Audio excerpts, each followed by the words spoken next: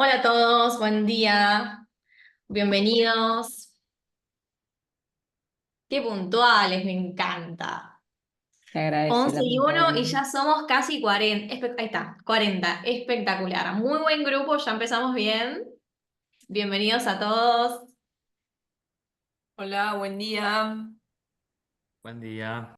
Hola, buen día. Buen día.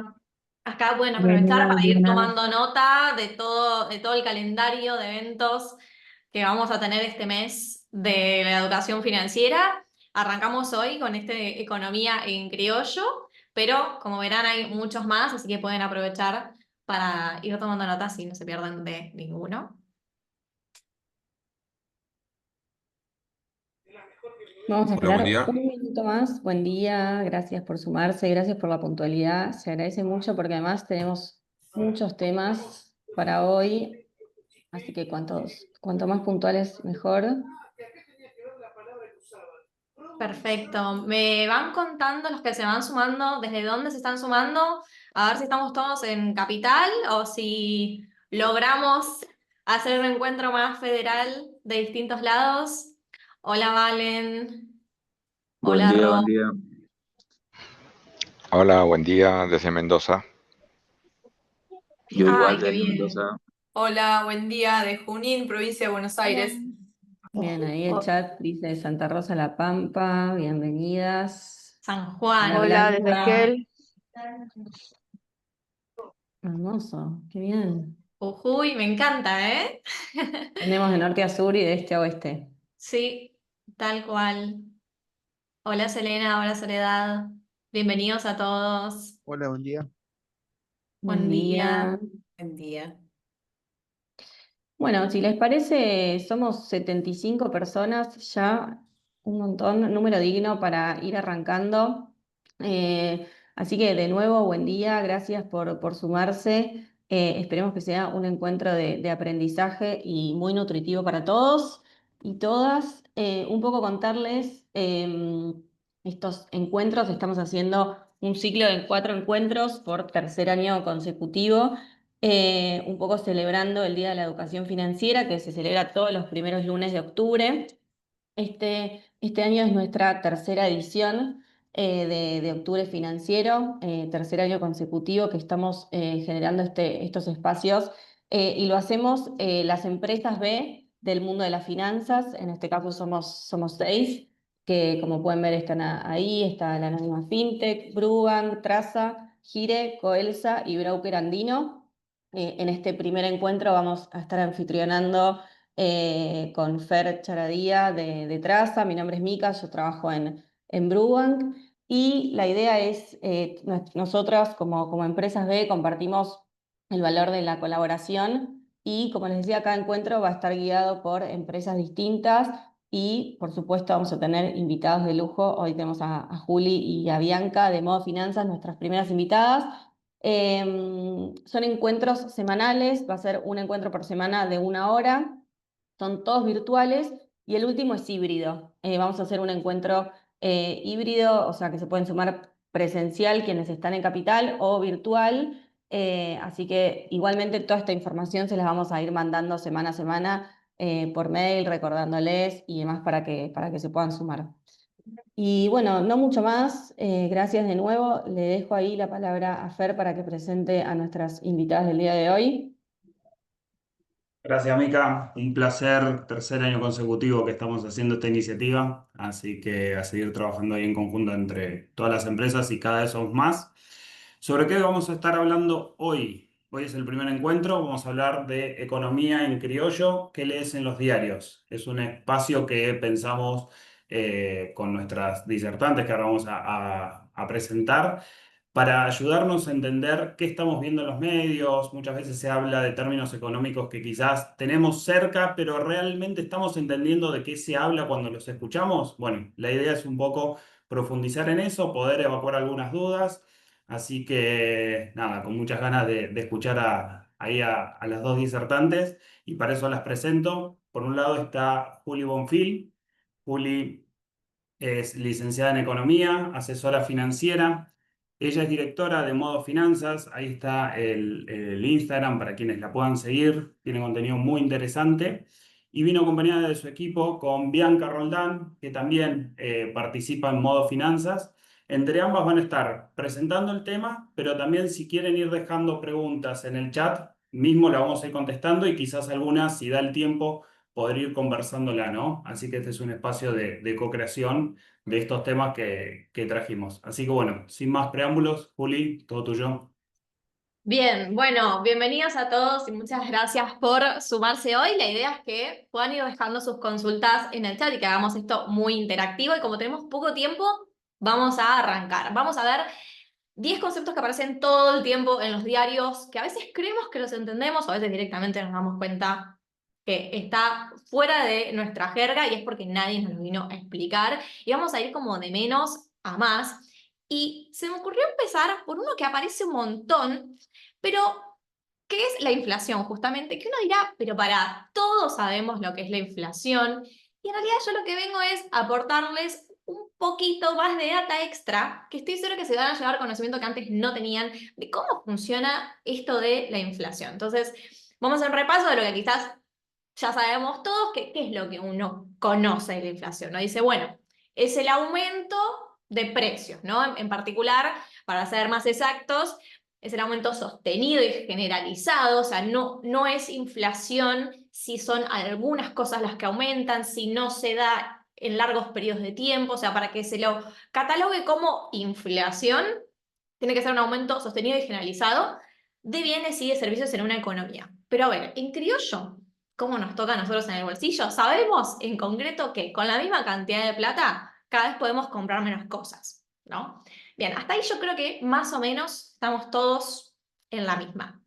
Ahora, una de las cosas que no se sabe, quizás, esto yo también lo he aprendido bastante avanzada la carrera de economía, es que, por ejemplo, la inflación no mide el aumento de precios de todos los bienes y servicios, sino que selecciona una canasta representativa. ¿No les pasa? Pónganme en el chat a ver qué les parece. ¿Les pasa que a veces ustedes ven la inflación, el dato de inflación, y les da la sensación de que a nosotros nos aumentaron mucho más los precios? Como que uno dice, che, la inflación dice que los datos, ¿no? Muestran que fue del 1,9, pero a mí me aumentó todo un montón. ¿Les pasa eso? Me ponen a ver en el chat si a alguien más le pasa, porque al menos yo lo reconozco, a mí me pasa un montón. Acá dice Pipo, siempre. Sonia dice, sí, totalmente, con re, bueno, es que es eso. Entonces, lo primero que uno puede pensar es como, ese dato está tocado, y no necesariamente. Lo que pasa es que la inflación se mide en una canasta que se toma como representativa de lo que consumen los hogares. O sea, no necesariamente se está tomando de referencia precios de nuestros bienes y servicios. De hecho, hay una calculadora online, si ustedes creo que si ponen calculadora de inflación o calculadora personal de inflación, uno puede calcular cuál es la inflación propia de nuestra vida, que no necesariamente coincide con la de los diarios. Así que ahí yo les doy un datito para entender un poco más cómo puede ser que vemos un dato, pero en nuestra vida sentimos que es otro, nada que ver. Bueno, se incluyen distintas cosas como alimento, transporte, salud, educación, indumentaria, vivienda. Pero otra cosa importante que también habla de esta distorsión de lo que uno ve versus lo que uno vive, es que cada categoría tiene un peso distinto dentro del cálculo de inflación. O sea, no es que se mide lo que subió todo, por empezar, sino lo que subieron algunas cosas y no todas por igual. Por ejemplo, en esta canasta representativa, los alimentos pesan más que la parte de turismo. ¿Por qué? Porque la gente, nosotros, gastamos más en eso. Entonces, no es que en esta canasta representativa todo se calcula por igual. Otra cosa muy interesante también que yo lo veo mucho es que a veces uno no tiene en claro cómo se llega a la inflación acumulada. Y esto uno dirá, pero ¿para qué me sirve? Y es re importante. ¿Por qué? Díganme acá, esto es Zoom, ¿no? Sí, sí es Zoom. A ver si tiene emojis. Bueno, no sé si tiene emojis, debería tener, y si no me lo ponen en el chat. Pero me gustaría saber si acá hay trabajadores independientes. Esto me pone en el chat acá a ver si hay alguien que trabaje, que sea por su cuenta. Bueno, acá, por ejemplo, María me dice así, acá el gas, la luz aumentó un montón de un año para el otro. Claro, y vos sentís que el dato de inflación que te ponen es distinto al de tu vida. Bueno, acá ya aparecen algunos trabajadores independientes como José. Bueno, ¿qué pasa? A veces no tenemos en claro, por ejemplo, cómo ajustar precios. Decimos, bueno, quiero ajustar por inflación, por la inflación de los últimos 3 meses, y cometemos el error de sumar el dato de inflación que hubo de cada mes. Y no. Entonces, primero esto como utilidad práctica, ¿no? Para saber cómo, por ejemplo, se me ocurre, debe haber más usos, pero este es el primero que se me ocurre, saber cómo calcular la inflación acumulada, pero incluso para que no es independiente, para que cuando lea en el diario, la inflación acumulada fue del 19%, supongamos, cuando uno hace la suma, no sé si alguna vez les pasó, enero, febrero, no te da.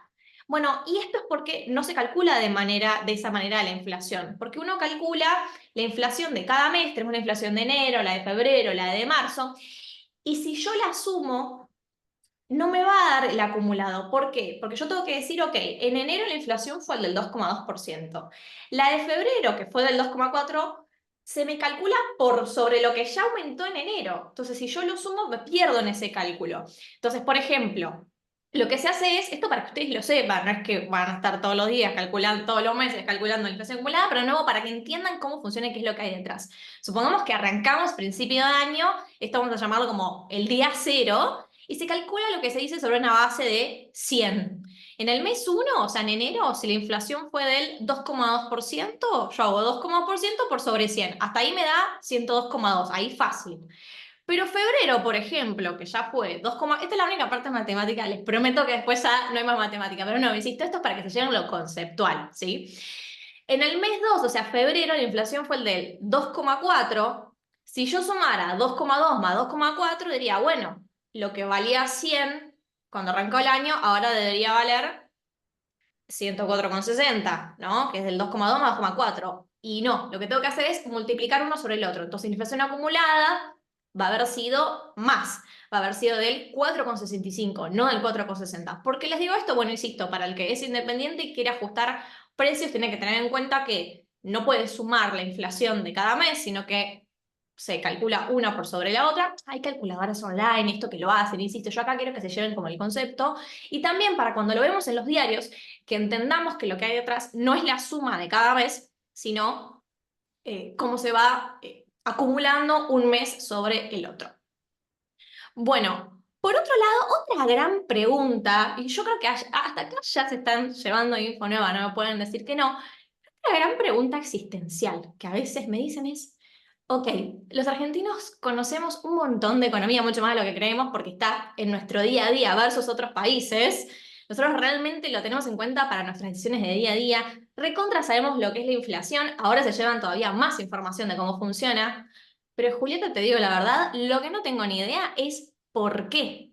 ¿Por qué tenemos tanta inflación? Eso a mí me encanta bien, es la que hay, y yo tengo que ver cómo hago con eso, pero estaría bueno entender un poquito de qué es lo que genera la inflación, porque a veces esa pregunta se pierde y no tiene respuesta. Seguramente alguna vez se lo preguntaron. Bueno, la verdad es que es un fenómeno multicausal, tiene distintos orígenes. Por ejemplo, de hecho hay más que los que les estoy poniendo acá, pero los puse de manera simplificada. La primera causa es lo que se conoce la inflación por demanda. Por ejemplo, cuando sube mucho la demanda de bienes y servicios, ¿sí? O sea, cuando uno consume mucho, ante la misma oferta de cosas, de bienes y servicios, si hay más demanda, su precio sube. Entonces esa es la inflación por demanda. Después tenemos algo que se conoce como inflación por costos, que a veces se solapa con lo que se conoce con inflación importada, que esto está buenísimo que lo entiendan y ahora van a ver por qué. Por ejemplo, si sube el precio de la energía o el dólar, las empresas tienen que trasladar ese costo a los precios. Entonces, en realidad, quizás al principio no es que hubo un aumento de la inflación, o sea, no hubo un aumento generalizado de bienes y servicios, pero con que algunos costos suban de precio, si las empresas tienen muchos de esos costos que subieron dentro de su esquema, tienen que terminar trasladándolo a precios, obviamente. Esto es muy importante. Después van a ver cuando se vayan de acá que todo se conecta con todo. Pero si se ponen quizás me estoy adelantando, seguramente me estoy adelantando, pero creo que está bueno que ya lo entiendan. ¿Qué está haciendo el gobierno hoy? Hoy el gobierno está buscando contener el dólar, pero, esto está buenísimo que lo entiendan, en realidad lo hace, además de por el costo político, porque a Argentina le sube el dólar y ya es como que nos tocas una parte del Cora, pero además de eso, porque lo que quiere de fondo el gobierno es controlar la inflación. Si a vos el dólar te sube, hay muchas empresas que tienen costos dolarizados, por lo cual le van a aumentar los costos y aunque sea una parte, lo van a tener que trasladar a los precios del día a día, y eso generaría un aumento en la inflación. Esto es importante porque si no, cuando leemos el diario nos quedamos en el tema dólar, dólar, dólar, y en realidad lo que hay que entender es que en este caso al menos, porque la idea es ir trayéndolos un poquito de estos conceptos, ir conectándolos con la realidad del hoy, o sea, mi idea es que se lleven herramientas que les sirvan para siempre, pero ir conectándolo un poquito con lo que vemos en el día a día. Entonces, esto es súper importante, este tipo de inflación, porque es, por ejemplo, lo que está intentando contener el gobierno hoy. Después tenemos lo que es la inflación por expectativas, o también se puede conocer como estructural o crónica, que ya nos tenemos que sentir identificados, que esto es algo muy interesante y muy terrible, muy nefasto, que es que y que ha sucedido mucho tiempo, muchos años en Argentina, que es que cuando hay expectativas de inflación futura, ya los precios se ajustan automáticamente. ¿No les tiene que haber pasado alguna vez que digan, che, a mí me aumentaron un montón los precios, yo me doy cuenta que me ajustan los precios de tales bienes y tales servicios, y son quizás respuestas a una inflación que yo espero que haya? ¿Qué quiero decir? Si quizás todavía no hay inflación alta, pero como ya me acostumbré a que en Argentina hay inflación, yo por las dudas voy aumentando los precios. Esta inflación por expectativa es muy difícil de desarmar, porque ya viene como arraigada, prácticamente cultural. Entonces quizás no me aumentaron los costos, quizás no me aumentó la demanda, pero si yo vengo de muchos años de inflación, las empresas, por ejemplo, ya planifican, proyectan, ajustando precios, aunque todavía no haya habido inflación. Pero como ya piensan que va a haber, por las dudas lo subo. Y esto genera un efecto bola de nieve del que es muy difícil bajarse de ese tren. Y después está la inflación que es monetaria, ¿no? Que hay muchas veces, depende de quién agarre el micrófono, de qué lado del gobierno, te dicen que hay mucha, o sea, que como que la inflación, su gran parte o casi totalmente es monetaria. La verdad es que es un fenómeno multicausal, pero también es monetaria. O sea, no nos quedemos ni con una cosa ni con la otra.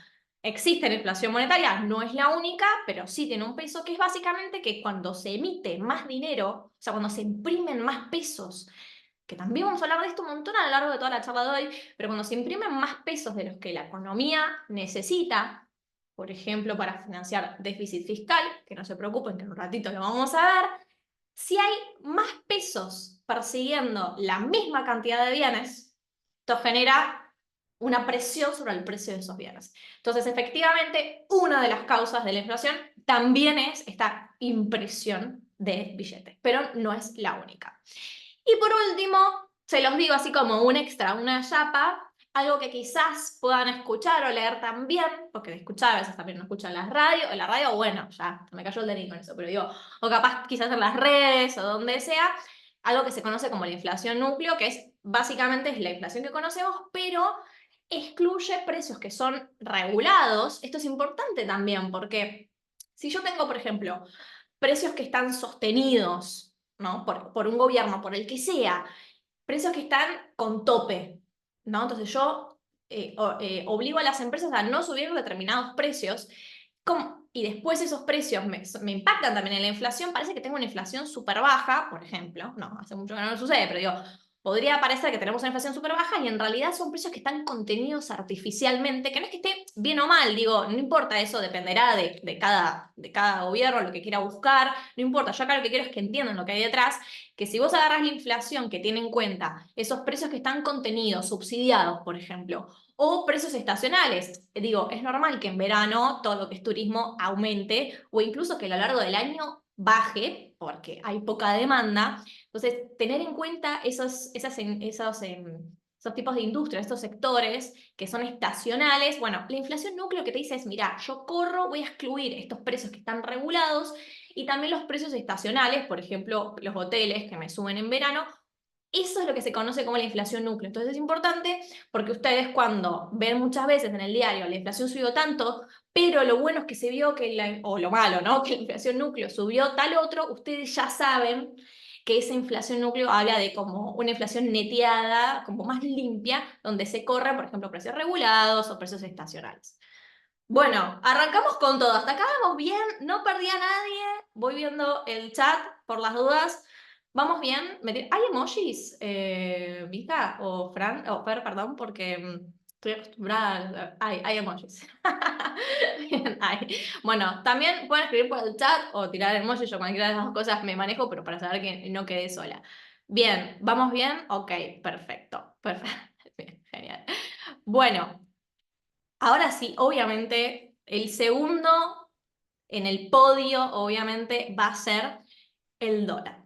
O, vamos a decirlo, tipo de cambio, básicamente. En realidad, tipo de cambio abarca muchos tipos de monedas, pero nosotros ya sabemos que acá venimos a hablar del dólar. Entonces, cuando hablamos del tipo de cambio, como les decía, no necesariamente es el dólar, pero normalmente cuando nos referimos al tipo de cambio hablamos del dólar, es el precio básicamente de una moneda extranjera pero expresado en pesos. Y en Argentina, como ustedes ya saben bien, no tenemos, yo no sé ustedes, no sé si alguien acá hay, pero yo no recuerdo una Argentina con un solo tipo de dólar. Yo no la viví, si hubo, sí, la viví, pero ni me acuerdo, eso les quiero decir. Tenemos por un lado el oficial, vamos a dejarlo bien clarito. Tenemos por un lado oficial que este es el que lo fija el Banco Central. Después tenemos el blue, que es uno de los más famosos, que es el mercado informal, no regulado. Esto es muy importante, porque así ya sé lo que es el blue, pero yo es el día de hoy que hay gente que me dice que no sabe o que se acaba de enterar que comprar blue no es legal. En realidad no es legal vender, vos podés hacer lo que quieras con tu plata, pero el tema de vos comprar dólar blue es que después no tenés cómo justificar el origen de los fondos y por lo tanto no los podés invertir. Que si hoy no lo estás haciendo, ya después si te vas a seguir sumando a más encuentros de estos y de otros que organizamos de manera totalmente gratuita, te va a ir picando el bichito de las ganas de empezar a invertir y todo eso que quizás acumulamos el dólar blue porque no conocemos otra manera de comprar dólar, no se puede ingresar al sistema financiero formal. Esto que de nuevo para muchos es una novedad, les aseguro que para muchos otros es información nueva porque estamos tan acostumbrados a comprar dólar de esa manera, porque por mucho tiempo lo tenemos restringido y tal, que a veces hasta nos olvidamos o no sabemos que en realidad después no podemos ingresar eso al sistema financiero formal porque se adquirió de manera informal. Por otro lado tenemos el dólar MEP. ¿Alguien acá no sabe lo que es el dólar MEP? ¿O quién, me dice quién sí conoce lo que es el dólar MEP y quién no conoce lo que es el dólar MEP? Quiero saber que está bien. Algunos acá me están poniendo... Bien. Claro, sí, algunos vivieron el 1 a 1, pero yo digo, yo no tengo recuerdo, eso quiero decir. Bien, algunos que conocen y otros que no, eso quería saber, espectacular. Bueno, yo ya con que se vayan de acá, con lo que hablamos de inflación y con lo que es el dólar MEP, yo ya puedo dormir tranquila esta noche. El dólar MEP, que ojo que muchos saben lo que es, pero no saben las siglas que significa Mercado Electrónico de Pagos. Nada, es un detalle, no hace falta que nadie se lo aprenda a casa, es la verdad. Pero básicamente es una manera de adquirir dólares de manera totalmente legal a través de la bolsa. Lo que hay detrás de esta operación es que se compra un bono en pesos y después se vende en dólares. Pero hoy en día, yo me acuerdo, chicos, la primera vez que compré dólar MEP, no entienden cómo estaba. O sea, transpiraba porque era la primera vez que lo hacía, no conocía a nadie que hubiese comprado dólar MEP. Hoy se hace a través de un clic. En ese momento tenías que comprar el bono en pesos, chequear que hubieses comprado bien, la cantidad que querías, el bono correcto, después venderlo contra D, asegurarte que hubieses puesto la D y no la C. Bueno, hoy se hace todo a través de un clic, es realmente muy, muy sencillo. Entonces es una forma de adquirir dólares de manera legal, ilimitada, y el precio versus el oficial, la verdad es que va cambiando. No es siempre igual. Hoy, hace muy poco, les diría, creo que menos de un mes como mucho, que el MEP está un poco más alto que el oficial, pero es para monitorear realmente porque esto va cambiando muchísimo, muchísimo tiempo. El MEP estuvo por debajo del oficial incluso. Después tenemos el CCL, que la verdad es que no lo vamos a usar mucho, pero aparece un montón, y yo quiero que se lo lleven para que sepan lo que es ¿Qué es el contado con liquidación o contado con liqui para los amigos? Ustedes van a salir de esta capacitación ya diciendo contado con liqui, ¿ok? Porque ya van a saber lo que es. Para que entiendan, es como el dólar MEP, pero en vez de venderse el bono acá en dólares, se vende en el exterior. Entonces, ¿esto quiénes lo usan? Bueno, usan mucho empresas que quieren mandar dólares afuera, pero hay cada vez más inversores que quieren tener una parte de su patrimonio, no solo en Argentina, sino también una cuenta de inversión en el exterior, que es algo mucho más accesible de lo que uno puede llegar a creer hoy en día. Y entonces es la manera de, básicamente, transferir ya sea dólares desde acá, o sea, uno puede transferir a una cuenta de inversión en el exterior dólares, o incluso uno puede transferir pesos y que lleguen como dólares. Entonces, eso es lo que se conoce como el CCL, o sea, es ese tipo de cambio. Si yo compro dólar acá oficial, no es lo con 100.000 pesos voy a comprar determinada cantidad de dólares. Si yo esos pesos los mando afuera, no me va a llegar la misma cantidad. Entonces, son tipos de cambio distintos. ¿Sí? Después está, allá Nacho estaba inspirada y dije, ¿cómo voy a dejar afuera el dólar cripto? Ya, no. Entonces dije, vamos a sumar el dólar cripto también, porque también se escucha un montón. También conocido como USDT, por ejemplo, que es básicamente una stablecoin, que no significa otra cosa que es una criptomoneda diseñada para siempre mantener un valor igual o debería ser muy, muy, muy cercano a un dólar. Entonces, el que quiere, por ejemplo, tener cripto, pero no todo en criptos volátiles, sino algo que quizás quiere usar a más corto plazo, tiene el dólar cripto, que también tiene su propio tipo de cambio, que hoy, como verán, está muy similar al dólar MEP, pero también hay que seguirlo de cerca porque a veces se abren brechas, o sea, diferencia entre uno y otro. Bueno, freno acá para ver cómo venimos con los comentarios. Y USDT, exactamente, Sebas, y de paso tomo un poquito de agua. ¿Dónde se compra qué cosa? Porque, bien, vamos a hacer una diferencia. El dólar oficial se puede comprar a través de cualquier banco. El dólar MEP también, pero la verdad es que nadie compra dólar MEP a través del banco, sino que en general usan sociedades de bolsa, ¿sí? O sea, plataformas para poder invertir. Hoy en día igual tenés bancos que también tienen la misma plataforma de invertir incorporada. Si ustedes chequean quiénes están detrás de esta organización, van a encontrar que tranquilamente se puede hacer. USDT, sí, ahí ya necesitas, sí, como un broker cripto específicamente. Bien, bueno, cualquier cosa ustedes frenan, preguntas, si tienen comentarios, experiencias propias para contar, por favor son bienvenidos. Vamos a hablar ahora de otra estrellita de los diarios hoy en día, que son las famosas bandas de flotación, que yo creo acá ya empezamos como a, tenemos en claro qué son, pero no viene mal un repasito, creo, me parece. Básicamente cuando vemos que se habla de la banda, ¿no? También ya se habla de la banda directamente, es básicamente un rango de precios que va cambiando a lo largo del tiempo, que ya está determinado por el gobierno, dentro del cual el dólar oficial, muy importante, el oficial, el resto no, el resto son libres, por ahora al menos. Es un rango de precios dentro del cual el oficial puede moverse, se supone libremente, según la oferta y demanda de mercado. Recordemos que cuando hay mucha demanda de algo, esto es algo que les va a servir para entender un montón de cosas. Si ustedes entienden la ley de oferta y demanda, les van a empezar a cerrar un montón de cosas. Cuando hay mucha demanda de algo, su precio sube. Cuando hay más oferta que demanda, su precio baja. Lo estoy simplificando, pero es importante entender esto, porque, por ejemplo, cuando hablamos de el gobierno para contener el dólar, baja las retenciones. ¿Para qué? Para que el agro liquide divisas. En criollo, para que entren más dólares. Le dice, che, si vos traes tus dólares ahora, te hago un descuentito. Buenísimo, entonces traigo los dólares ahora, eso me genera más oferta de dólares y me ayuda a contener el precio. ¿Ven cómo todo se va conectando con todo? Bueno, vuelvo al tema de la banda. La banda tiene un mínimo, que es el piso, y un máximo, que es el techo básicamente, que están fijados por el Banco Central. Ahora, la regla hoy, esto es algo como muy actual, lo de la banda hace un año no existía. Entonces, ¿cómo funciona? Si el dólar toca el techo, el Banco Central puede vender dólares para que haya más oferta, insisto, y no suba más. Y así mantener el control. Y si toca el piso, cosa que ya igual lo dejamos muy atrás, pero bueno, nunca se sabe, el BCRA puede hacer lo contrario, comprar dólares para evitar que baje demasiado, por haber tanta oferta. Ahora, ¿cuál es el gran tema detrás de todo esto? Que hoy, como les digo, empezamos acá, pero hoy estamos todo el tiempo en el techo. Algo que no les dije, perdón, paréntesis, pero porfa mantengamos los micrófonos apagados. y manejémonos con el chat, así estamos ordenados porque somos un montón. 130, qué bien, qué lindo. Bueno, momento clave, momento pico. Estamos por acá. Entonces, ¿qué es lo que está pasando hoy? ¿Cuáles son las preguntas que lógicamente nos hacemos? Por un lado, la gran pregunta y esto lo van a ver un montón en el diario, por ejemplo, es ¿qué tan sostenible es esta banda? ¿Por qué? Porque mantener esta banda requiere que tengamos muchas reservas en dólares. ¿Por qué? Porque para poder contener ese techo que se ve ahí, el Banco Central todo el tiempo tiene que estar vendiendo reservas, vendiendo dólares para que haya más oferta y así contener el precio. También lo está combinando con otras cosas, ¿no? Con otras políticas, pero su caballito de batalla ha sido todo este tiempo vender dólares.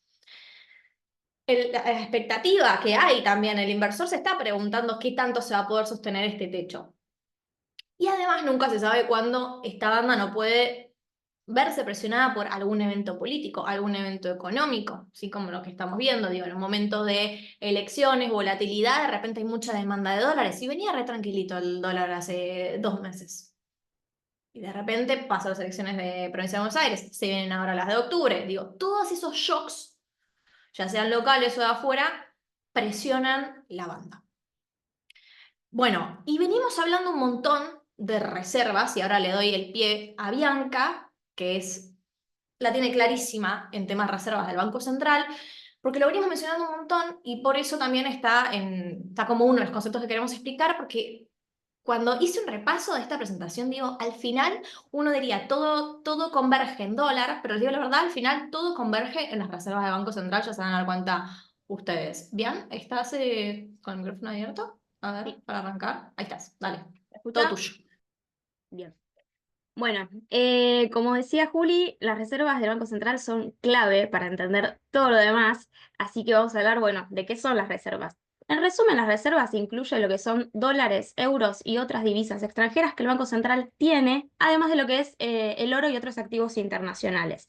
Las reservas básicamente funcionan como un colchón de seguridad para la economía, ¿sí?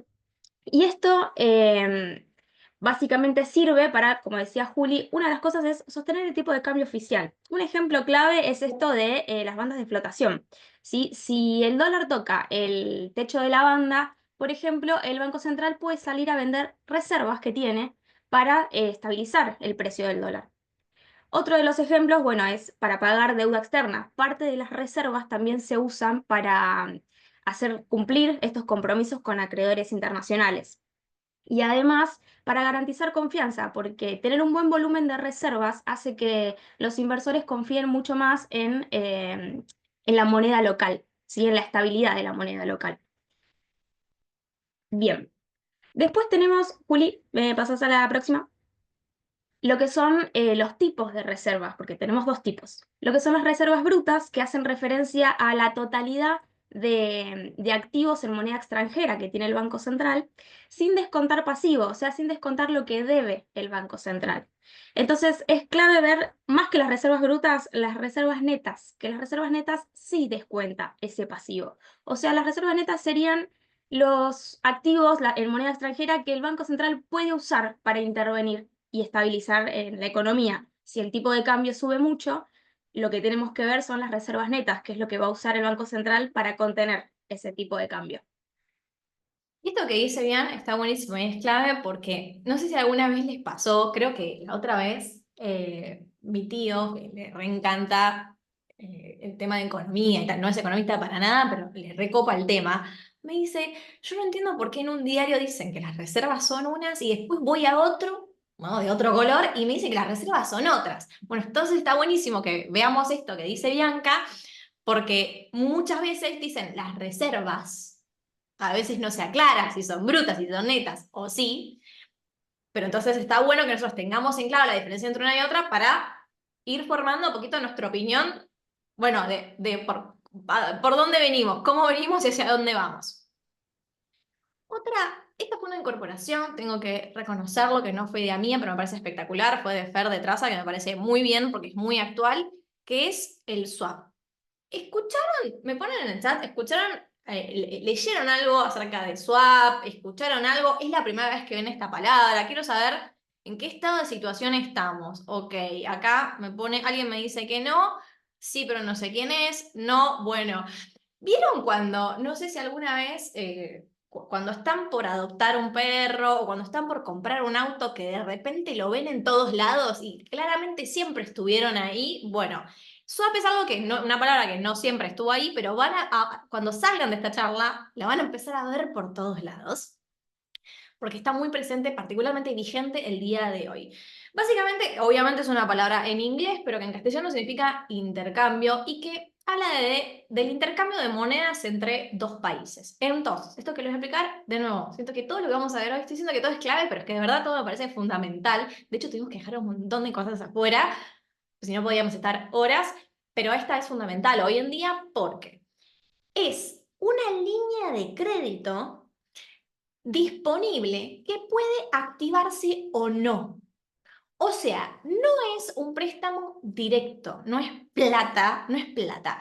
¿Por qué esto es tan importante? Porque para los que estuvieron como más atentos, quizás es que es muy difícil seguir el día a día de la economía argentina. Yo se lo reconozco que un día pasa una cosa, a los 2 días la tapa del diario es totalmente contraria, entonces yo sé que es difícil, pero bueno, para ponerlos en órbita más o menos, Besant, también un nombre, la verdad que Besant podríamos haberlo puesto como una placa entera en esta presentación, punto número 5 Besant, porque está apareciendo en todos lados, que es básicamente el secretario del Tesoro de Estados Unidos, que cuando salió la noticia de que se estaba hablando de un acuerdo con él para, nada, para que nos dé una línea de crédito, o algo, no sé si exactamente qué, bueno, ahí voló la bolsa, ¿no? Todos de festejo. Y después, creo que unos 3 días después salió a aclarar, ojo, que no estamos poniendo dinero en Argentina, sino que va a ser un swap. Bueno, ahí otra vez la bolsa volvió a bajar. Bueno, es todo así, como muy cambiante. Obviamente tuvo impacto en el dólar, en el riesgo país, que también lo vamos a charlar. Pero básicamente es importante que se entienda lo del swap justamente porque no es... ¿Por qué Besen dice esto? ¿Por qué aclaró que no estamos poniendo dinero en Argentina? ¿Aclararon? Bueno, porque la palabra swap significa intercambio, como les digo, y básicamente es una línea de crédito que puede ser activada o no. Solo se activa si una de las partes los necesita. Entonces, ¿por qué está apareciendo esta palabra en este momento? Bueno, porque se está poniendo, tenemos vencimientos de deuda todo el tiempo, todos los años, pero tenemos los próximos en 2026 y se está empezando a poner en duda la capacidad argentina de pagar sus próximos vencimientos de deuda. ¿Por qué? Porque no tenemos suficientes dólares en nuestras reservas. Que como les digo, que está todo conectado con todo. De hecho, una de las condiciones que tenemos con el acuerdo del FMI es que el gobierno acumulará determinada cantidad de reservas. Y no lo está cumpliendo. Entonces el swap puede servir como una herramienta complementaria para asegurar esta liquidez en dólares. Y le da acceso al Banco Central a dólares, mejora la confianza de los inversores. También porque está bien visto, ¿no? Desde el lado del mercado, ¿no? Después, lo que cada uno considere que es bueno, ¿no? Para el país, a veces yo digo, solo el tiempo lo dirá, pero digo, se ve muchas veces desde el lado del mercado, desde el lado de los inversores, se lo toma como una buena señal tener el visto bueno de un país como Estados Unidos. Ahora, la gran pregunta que todos nos estamos haciendo o nos deberíamos estar haciendo de esta negociación es, nada es gratis en esta vida. Entonces, ¿cuáles van a ser esos términos específicos del convenio? ¿Qué nos puede llegar a pedir Trump a cambio? Más allá del interés. Esta es una línea de crédito disponible para usar, que si no se usa, no se aplica interés. Se puede usar de manera parcial, completa, o sea, es como muy flexible y se aplica interés solo si se activa. No conocemos eso de cuánto va a ser, ni qué favor quizás tengamos que ofrecer a cambio para poder tener esta línea de crédito, este swap, que más allá de la posibilidad de acceder a fondos, es una señal que el mercado toma como muy positiva tener ese visto bueno. Entonces es mucho más que solamente plata, es una señal de que tenemos el apoyo de Estados Unidos y que eso está muy bien, ¿no? O sea, estoy hablando de por qué es tan importante, más allá de cada uno puede tener su visión, pero yo estoy hablando de cuál es la visión del mercado. ¿Okay? Bueno, y relacionado con todo esto, a ver, voy a ver el chat, a ver cómo venimos por las dudas. ¿Quedó claro, perdón, lo que es el swap? Bien, Sebas me lo puso en un emoji totalmente... Sí, la verdad, estuve mal. Ese es el emoji que tendría que haber puesto para ejemplificarlo, que es como este intercambio de monedas. ¿Venimos bien hasta acá? Me dicen si vamos bien. Si tienen alguna duda, pueden ponerlo en el chat, pueden tener emojis. Bien. Bueno, vamos a avanzar a otra. ¿Todo claro? Bien, genial. Bueno, cualquier cosa ustedes nos dicen. Ya estamos por la mitad, ¿sí? Les trajimos 10 conceptos clave, así que un ratito más. Bianca ahora les va a explicar la deuda externa, que también es súper importante para poder continuar. Bien. Clásico, la deuda externa, nunca falta en los diarios. Básicamente, yo creo que lo sabemos prácticamente todos, ya no hace falta ni decirlo, pero bueno, reúne básicamente un conjunto de obligaciones financieras que un país tiene con acreedores extranjeros. Cuando hablamos de deuda externa, hablamos, bueno, de 3 tipos. Tenemos la deuda con organismos internacionales, que acá entra lo que es Fondo Monetario Internacional, Banco Mundial, entre otros organismos. Deuda con gobiernos extranjeros, acá entran lo que son préstamos bilaterales con otros países. Deuda con el sector privado, y acá entra lo que son bonos colocados en el mercado internacional y préstamos con bancos extranjeros. Cuando hablamos de deuda externa, es importante también hablar de lo que es la reestructuración de una deuda. Y Juli, ahí me pasabas al siguiente, por fin. Bueno, la reestructuración de la deuda básicamente es un proceso mediante el cual un país negocia con sus acreedores para modificar las condiciones de pago de esa deuda. No pagar una deuda, bueno, trae justamente muchos riesgos para un país, entre ellos que los préstamos futuros tengan una tasa de interés más alta. Otra es perder acceso a los mercados internacionales de crédito. Y esto también, el no pagar la deuda, afecta la confianza de los inversores, justamente. Muchos de los préstamos con organismos internacionales o con gobiernos extranjeros traen también condicionalidades. Condicionalidades que incluyen, como habrán escuchado o habrán leído, digamos, en diarios, puede incluir reformas fiscales, reformas en la economía en general, políticas que buscan cambios en subsidios, políticas que buscan afectar el tipo de cambio. Y esto básicamente lo que significa es que para recibir un préstamo o evitar el default, un país tiene que justamente hacer cambios en la política. Y esto lo que puede llevar es a que muchos de estos cambios en políticas no vayan acorde a las prioridades internas que tiene un gobierno. Por eso es que decimos que una deuda externa alta puede limitar la libertad de acción de un gobierno, porque tiene que llevar a cabo determinadas condicionalidades que justamente no van quizás a la par con lo que busca el gobierno de turno. Bien, clarísimo, bien. Para que estoy ahí. Ahí está.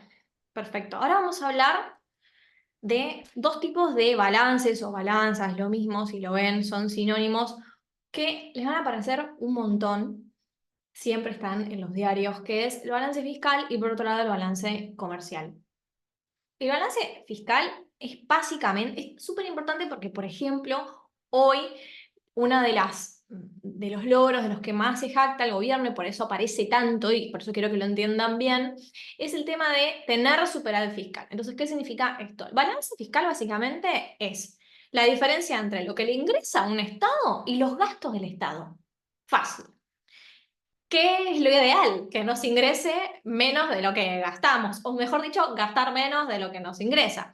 Entonces, si tenemos el déficit fiscal, significa obviamente que gastamos más de lo que nos ingresa. ¿Y qué implica esto? Y implica que el gobierno entonces tiene que pedir prestado, porque de algún lado esa plata tiene que salir, ¿sí? Tiene que emitir deuda, o sea, pedir plata prestada, o imprimir dinero.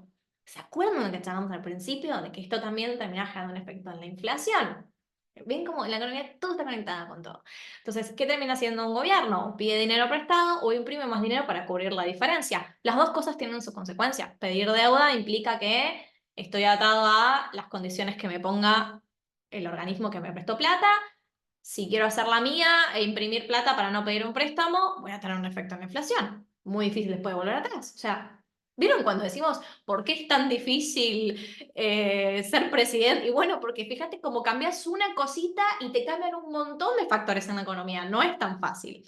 ¿Cuándo tenemos superávit fiscal? Bueno, cuando al Estado le ingresa más dinero del que gasta. Entonces, esto te permite reducir deuda, acumular reservas, invertir, ¿no?, en la infraestructura del país. No hemos llegado, todavía estamos como con las primeras dos partes, pero bueno, invertir más en el país sin necesidad de endeudarte. ¿Cuáles son, en definitiva, las consecuencias de tener un déficit fiscal o de tener un déficit fiscal alto? Sobre todo, porque un poco de déficit fiscal se puede tener, pero ¿cuál es el tema de tener un déficit fiscal alto? Bueno, primero lo que dijimos, ¿no?, que tenemos inflación porque terminamos emitiendo dinero o nos endeudamos, aumenta la deuda pública, y también inestabilidad económica. ¿Por qué? Porque obviamente baja la confianza de los inversores, entonces esto también genera mucha inestabilidad en toda la macro. Ahora, la otra balanza que tenemos, este se conoce más como balance fiscal, puede ser balanza fiscal también, esto guárdenselo porque van a escuchar hablar o leer un montón acerca de superávit fiscal. Ahora, lo otro de lo que también se habla mucho es de la balanza fiscal, que se les va a explicar bien. Bien, vamos con lo que es balanza comercial. Básicamente la balanza comercial es la diferencia entre exportaciones e importaciones. Cuando un país exporta más de lo que importa, lo que tiene es superávit comercial, o sea, entran más divisas de las que salen. Por el contrario, entonces, cuando un país importa más de lo que exporta, lo que tiene es déficit comercial, o sea, salen más divisas de las que entran. Cuando hablamos de exportaciones, vamos a estar hablando de ventas de bienes al exterior, como puede ser soja, venta de carne, petróleo. Y cuando hablamos de importaciones, vamos a estar hablando de la compra de bienes al exterior, como puede ser maquinaria, tecnología, insumos para la industria, entre otras cosas. La balanza comercial es muy importante porque esto impacta de lleno en reservas. Justamente una mayor cantidad de exportaciones, o sea, un superávit comercial, permite un mayor ingreso de dólares. Por el contrario, entonces, un déficit comercial impacta de manera negativa porque se produce mayor salida de dólares. Por otro lado, también influye en el tipo de cambio, justamente porque si un país tiene pocas reservas e importa mucho, esto va a presionar al tipo de cambio a la suba, porque se tiene justamente pocas reservas.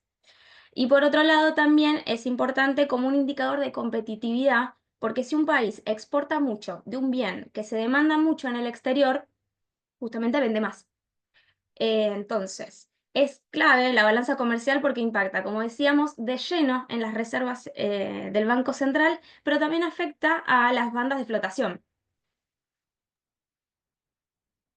Bien, otro término que aparece mucho, otro concepto, es el de la actividad económica. Muchas veces se dice como, bueno, bien, estamos con inflación baja, por ejemplo, digo, lo estoy llevando a lo que estamos viviendo hoy para que lo puedan relacionar rápidamente, pero viene históricamente el concepto de actividad económica, es algo que está presente en todos los diarios independientemente del gobierno, y es, bueno, pero en definitiva, ¿qué está pasando en la calle? ¿No? O sea, ¿qué está pasando con la actividad económica? Muy bonito, un montón de otras cosas, pero ¿qué está pasando con la actividad económica? Entonces, ¿de qué hablamos cuando hablamos de actividad económica? Básicamente lo que hace es medir el nivel de producción y de consumo de bienes y servicios en un país en un periodo de tiempo determinado.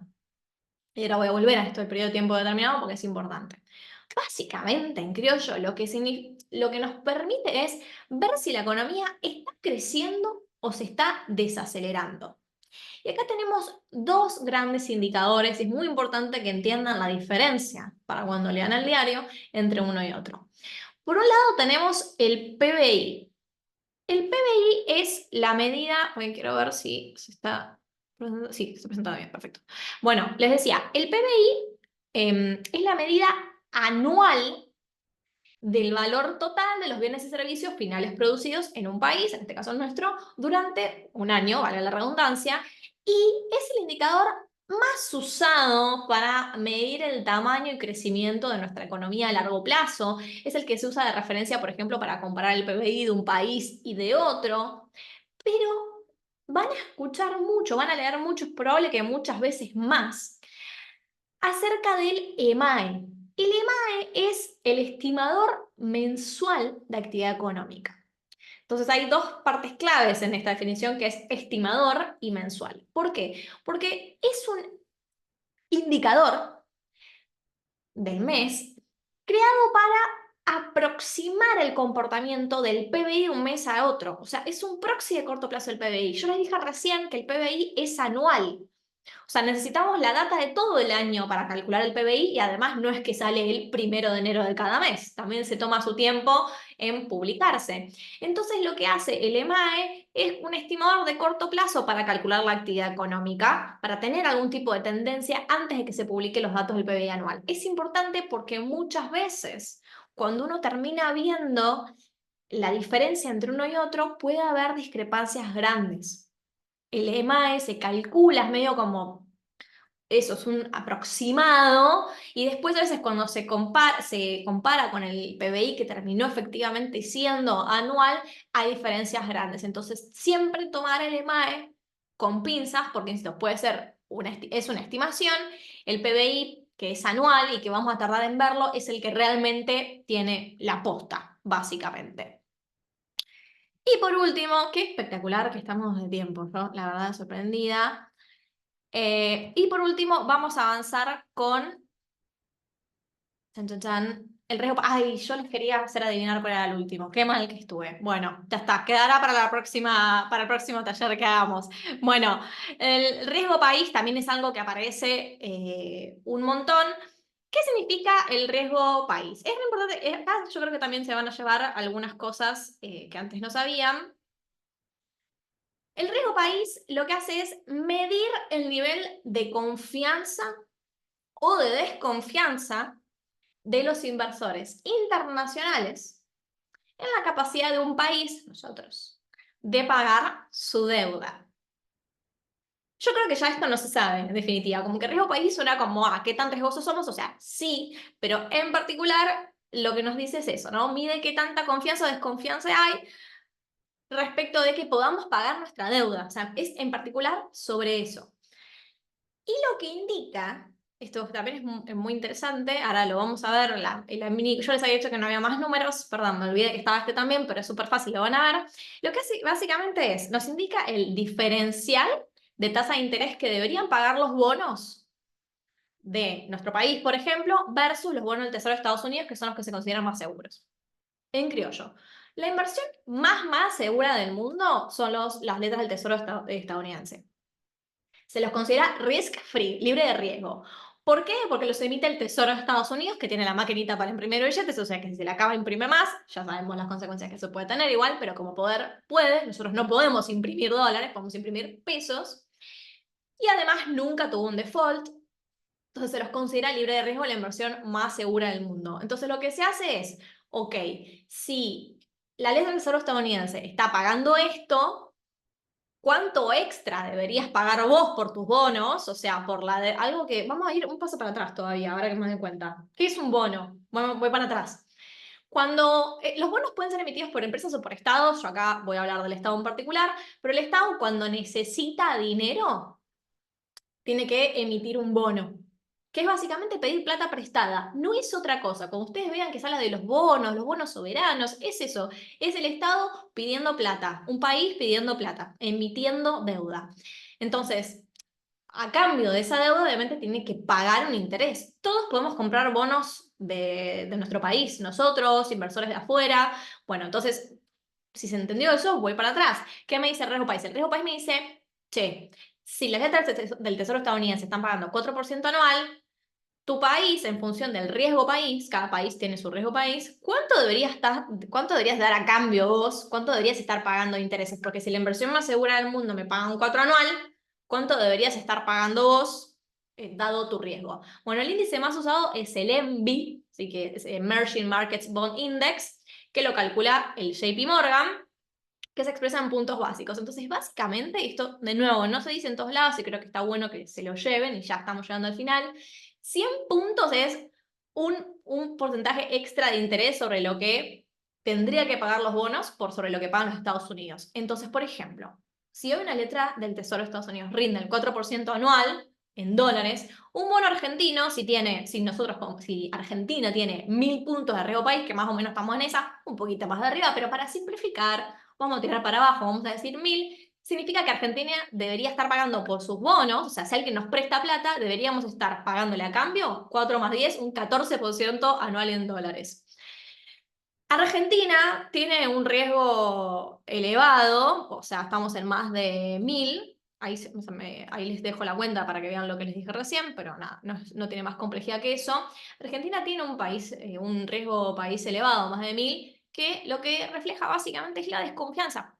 La desconfianza, pero no de ahora, chicos, de la desconfianza que tenemos a nivel mundial tras años de defaults, de alta inflación, de falta de un plan económico sostenido a largo plazo. Entonces, esto implica que Argentina no pueda acceder a crédito internacional barato, sino que es que si emite deuda hay que pagarle tenemos que pagar un montón por esa plata que nos prestan.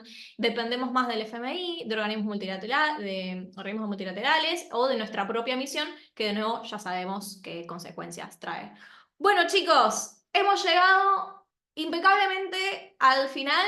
Les dejo acá para que saquen captura para estos que son solo algunos de los conceptos que nos dejaron afuera, pero que nos hubiese encantado desarrollar el día de hoy. Y los dejo con los chicos para que hagan el cierre. Muchas gracias a todos por sumarse y sus preguntas que fueron muy buenas y contestadas en comentarios. Fer o Mica, no sé quién se quiere sumar. Ahí voy, Juli. Mil gracias, Juli. Bianca, las dos. Tremendo desafío era explicar estos 10 temones en 50 y pico de minutos, ¿no? Así que nada, mil gracias. Aprovechen ahí para tomar agua.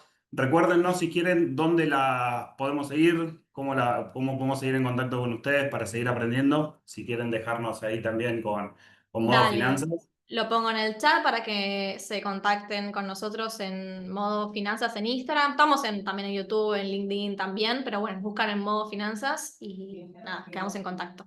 Impecable.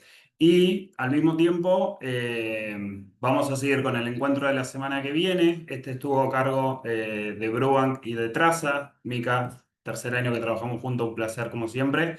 El año que viene, perdón, la semana que viene, el 14, vamos a estar aprendiendo un poquito sobre finanzas personales.